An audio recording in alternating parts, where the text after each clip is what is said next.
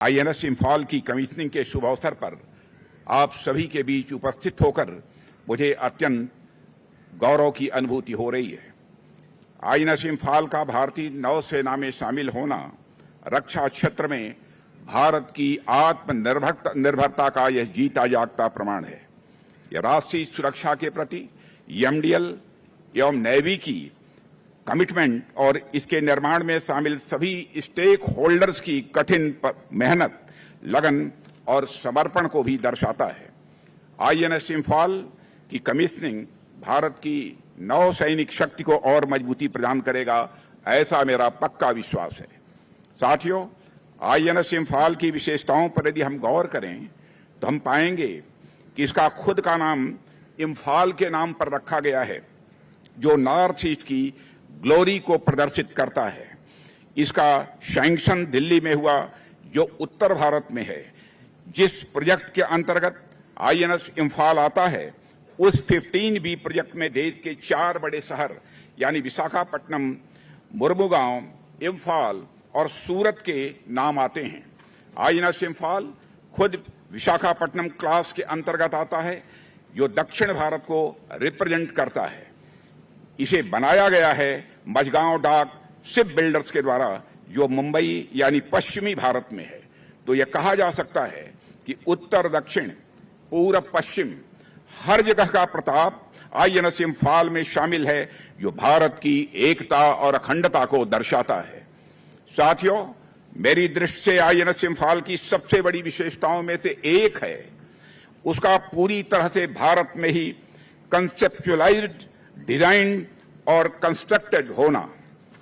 आप जब आईएनएस इंफाल के डिफरेंट पार्ट्स पर गौर करेंगे तो आप देखेंगे कि आईएनएस इंफाल पर ब्रह्मोस एयर स्पेस ने ब्रह्मोस मिसाइल इंस्टॉल किया है।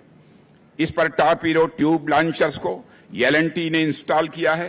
रैपिड गन माउंट को भेल ने इंस्टॉल किया है। मीडियम रेंज मिसाइल्स को बीएल ने इंस्टॉल किया है। और इसके अलावा कई सारे स्टार्टअप्स भी इसके निर्माण में शामिल हैं। साथियों, एमएसएमई से भी इनपुट्स इसमें हासिल हुए हैं। मेरे कहने का आशय है कि भारत के अलग अलग शक्तियों के सामूहिक प्रयास से आईएनएस इंफाल का निर्माण हुआ है। यह देखकर मुझे याद आता है कि हमारे यहाँ तो परंपरा ही है अलग अलग शक्तियों के समुच्चय से यानी कॉन्ग्लोमरेशन से एक महाशक्ति के निर्माण की। आप सब अवगत होंगे कि जब देवासुर संग्राम हुआ था, तब एक समय ऐसा भी आया कि देवतागण पराजय की कगार पर पहुंच गए, क्योंकि उन सबके पास अलग अलग शक्तियां थीं और वह सब अपनी शक्तियों का प्रयोग अलग अलग कर रहे थे। वरुण देवता में जल शक्ति थी, पवन देवता में वायु की शक्ति थी, अग्नि देवता में अग्नि की शक्ति थी, देवताओं के राजा इंद्र के पास उनका वज्र था। लेकिन यह सारी शक्तियां अलग अलग रहकर असुरों पर विजय प्राप्त नहीं कर पा रही थीं। तब इन सब ने निर्णय लिया कि यह सब अपनी शक्तियों के समुच्चय यानी कांग्लोमरेशन से महाशक्ति का निर्माण करेंगे। और उस महाशक्ति के रूप में मां जगदम्बा का अवतार हुआ, जिन्होंने दानवों का वध किया। साथियों, मेरे कहने का तात्पर्य यह है कि यदि हम सब अलग अलग रहकर अपनी शक्तियों का उपयोग करते रहे तो हम शायद उस तरह की सफलता हासिल न कर सकें जिस प्रकार की सफलता हम चाहते हैं। इसलिए हम सबको मिलकर एक साथ अपनी शक्तियों का प्रयोग करना होगा। इसी बात को हम ज्वाइंटनेस, इंटीग्रेशन या whole of the nation approach के रूप में देख सकते हैं। आज जिस प्रकार से आईएनएस इंफाल में इतने सारे तत्वों ने मिलकर इसे एक मूर्त रूप दिया है, मुझे ऐसा लग रहा है कि साक्षात मां जगदम्बा का प्राकट्य हुआ है।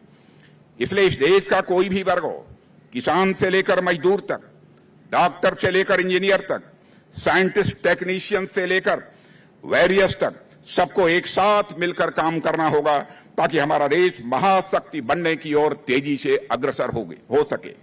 साथियों, अभी कुछ दिनों पहले सिंधुदुर्ग में जब माननीय प्रधानमंत्री जी के साथ मैं नेवी के साथियों से मिला था, उस समय हमारे महाराष्ट्र के मुख्यमंत्री श्रीमान एकनाथ जी शिंदे भी मौजूद थे। तो मैंने वहां पर भी एक बात कही थी, एक लंबे समय तक वेस्टर्न और नॉर्दर्न बॉर्डर्स पर लैंड बेस्ड थ्रेट्स को ही तवज्जो दी जाती रही है, जिस कारण आर्मी और एयरफोर्स पर तो ध्यान दिया जाता था, किंतु नेवी पर उतना ध्यान नहीं दिया जाता था जितना दिया जाना चाहिए था। लेकिन माननीय प्रधानमंत्री जी के नेतृत्व में उनके विजन ने नेवी के महत्व को रेखांकित किया और आज नेवी पर उतना ही ध्यान दिया जा रहा है जितना कि भारत की अन्य आर्म्ड फोर्सेस पर।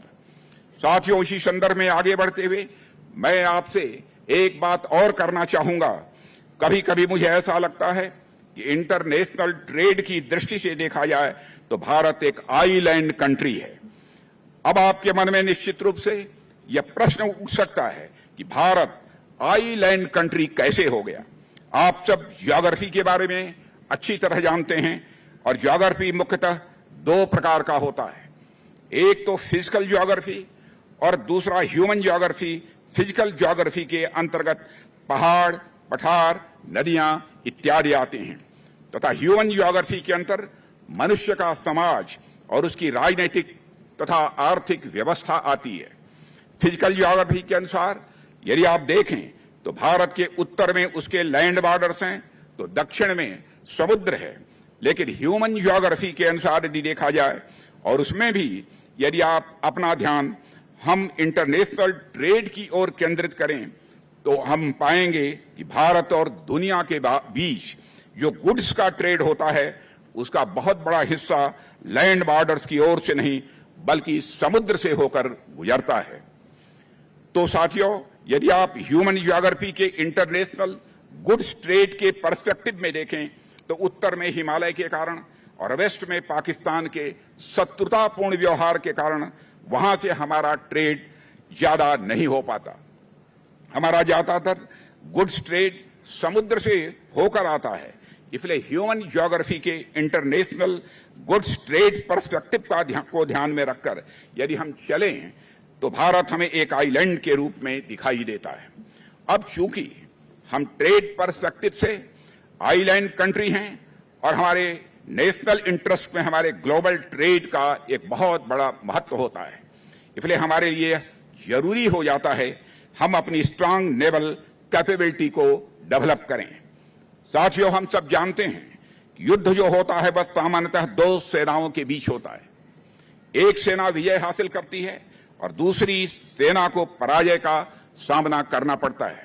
लेकिन मेरा ऐसा मानना है कि युद्ध सिर्फ सेनाओं के बीच में नहीं होता है बल्कि युद्ध दो राष्ट्रों के बीच में होता है और किसी भी राष्ट्र में रहने वाले किसान, मजदूर, इंजीनियर, टेक्नीशियन, डॉक्टर आदि भी उस युद्ध में बराबर के भागीदार होते हैं।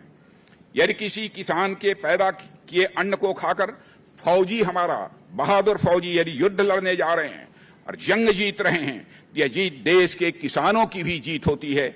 यदि कोई मजदूर लोहा या स्टील ढाल रहा है, उस लोहे या स्टील से आगे चलकर वह कोई हथियार बन रहा है जिससे सैनिक विजय हासिल कर रहा है, तो यह विजय हमारे मजदूर भाई की भी होती है। इसलिए मैं देश के सभी किसानों, मजदूरों, वैज्ञानिकों, इंजीनियरों से यह कहना कहूंगा कि आप सभी सम्मिलित रूप से भारत की सुरक्षा एवं प्रगति के वाहक हैं। इसलिए आप जब भी अपना काम कर रहे होते हैं तो उसे केवल काम निपटाने के तौर पर ही न करें। आप अपने कर्म को राष्ट्र और समाज की बेहतरी को सामने रखकर करें, यह मेरा विनम्र निवेदन है। मुझे इस संबंध में एक घटना का स्मरण आता है जिसका जिक्र मैं आप सबके सामने यहां पर करना चाहूंगा।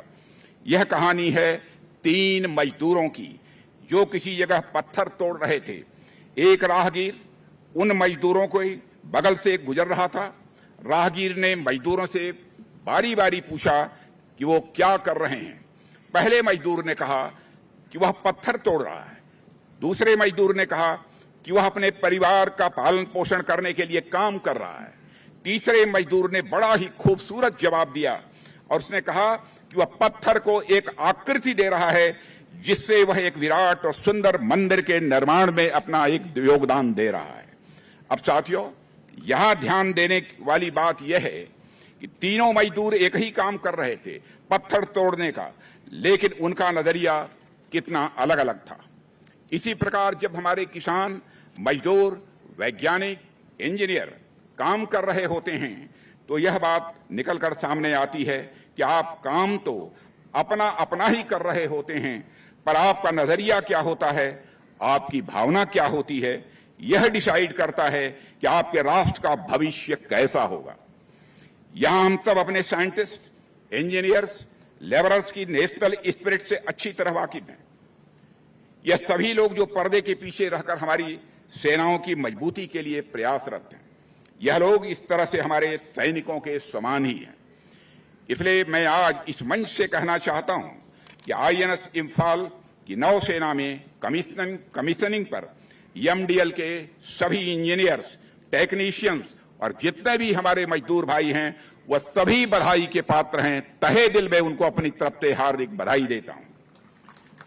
साथियों, आईएनएस इम्फाल भारत की बढ़ती समुद्री ताकत को दिखाता है और मुझे पूरा विश्वास है कि इंडो पैसिफिक रीजन में आईएनएस इम्फाल जल में व यश्य बल में व तस्य, यानी जिसका जल उसका बल कि हमारे सिद्धांत को और मजबूती प्रदान करेगा। बहनों भाइयों, अंत में अपनी बात समाप्त करने से एक और बात कहना चाहता हूं। आजकल समुद्र में हलचल कुछ ज्यादा बढ़ गई है। भारत की बढ़ती आर्थिक और सामरिक ताकत ने कुछ ताकतों को ईर्ष्या और द्वेष से भर दिया है। अरब सागर में हाल में हुए यमवी एम प्लूटो पर ड्रोन हमले और कुछ पहले लाल सागर में यमवी साईं बाबा पर हुए हमले को भारत सरकार ने बहुत ही गंभीरतापूर्वक लिया है। भारतीय नौसेना ने समुद्र की निगरानी बढ़ा दी है।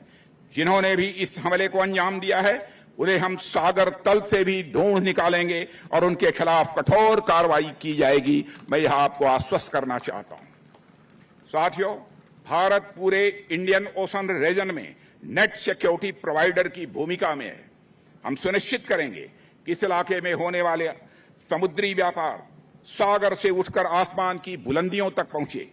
इसके लिए हम मित्र देशों के साथ मिलकर सी लेन्स को मैरीटाइम कॉमर्स के लिए सेफ और सिक्योर बनाए रखेंगे। कॉमर्स के लिए सेफ और सिक्योर जिस हद तक बना सकते हैं हम बनाएंगे। हम अपने लहरों के पहरेदारों की काबिलियत और ताकत पर पूरा भरोसा करते हैं और हमें पूरा विश्वास है। मैं आप सभी को एक बार फिर से तहे दिल हार्दिक बधाई देता हूं और इस उम्मीद के साथ अपनी बात को समाप्त करता हूं कि हम सब इसी प्रकार से राष्ट्र निर्माण में एक साथ मिलकर कार्य करते रहेंगे। और साथ ही मैं धन्यवाद देना चाहता हूं महाराष्ट्र के मुख्यमंत्री श्रीमान एकनाथ जी शिंदे को, जिन्होंने सारी व्यस्तताओं के बावजूद यह फैसला किया कि चूंकि हमारी यह सेना से संबंधित जवानों का यह फंक्शन है और हमारे देश की एक वारशिप की लॉन्चिंग आज है, इसलिए उन्होंने पूरा समय निकालकर इस कार्यक्रम में उपस्थित रहने की उन्होंने कोशिश की है। इसके लिए वह धन्यवाद के पात्र हैं। इन्हीं शब्दों के साथ आप सभी को मैं पुनः हार्दिक बधाई देते हुए अपना निवेदन समाप्त करता हूं। आप सबको धन्यवाद। एक बार सभी बोलिए जय हिंद। बहुत बहुत धन्यवाद। वीके न्यूज, राष्ट्र के नाम।